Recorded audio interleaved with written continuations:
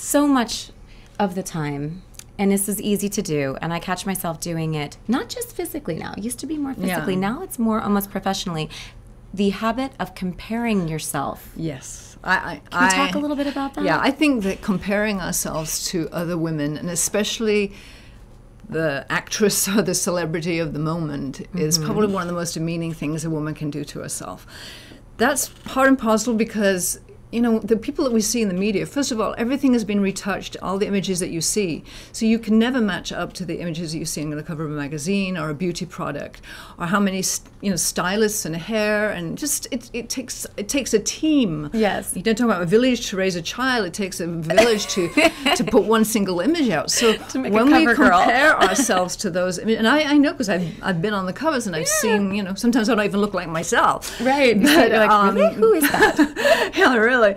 But I think that it's such a demeaning thing that we do, and we all fall into it. And I think, like you said, we don't just do it in terms of how people look, but we do it professionally. I mean, she's doing more than I am. Yeah, my she's life's farther along. not. Yeah, here's her relationship's better than mine. Oh, relationships. That looks more. They look like they have a better relationship than mine. Or, my life is nothing compared to hers. And we can go on and on and you never on, ever really know the real story. You never know what's really going on within the walls of that person's reality. You have no idea. That's why most of the time we walk around with masks. Yeah. So to try and compare ourselves to another person is, first of all, so demeaning to yourself, but honestly, you don't know what's going on in that person's life. They may be acting like something is great, but you really don't know. But it doesn't even matter. It doesn't matter what's going on in their life. It matters what you perceive in your mind, what's causing you misery and suffering by the judgments and the comparing.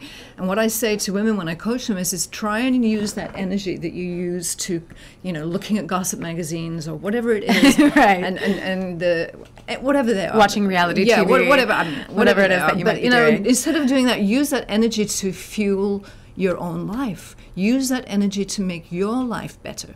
Yeah. Whether it's taking care of yourself physically or on a spiritual level like we were just talking about, or taking time to work on your relationships and to figure out what areas of your life are lacking that you can do more to make your life better, not what somebody else is doing. What you're doing, and on purpose for you. Yes, purposeful for you. Exactly, and it will be different to somebody else. You can, and that's where it's very dangerous because you live in this world where you have to keep up with the Joneses, so to speak. And and you can never get there because again, you don't know what's really going on in the Joneses' house or in that person's mind. They may be really miserable, and. But, at the end of the day, we have to take responsibility for our own life, for our own thoughts. And I think if we start by getting rid of the comparison habit, we'll really help ourselves a lot.